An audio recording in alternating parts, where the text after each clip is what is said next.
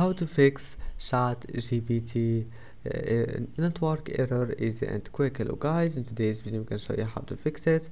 If you want to fix this problem, all you need to do first just go open your browser, your Google Chrome, and then go to these 3 points here and then go to history, and now just click history.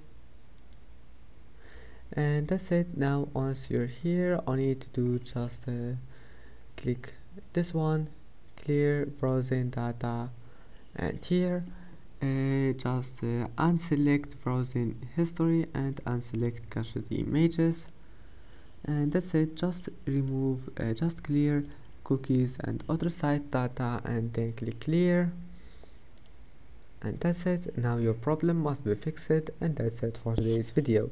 If you like this video, don't forget to like and don't forget to subscribe, and thank you for watching this video until the end, and see you in the next video.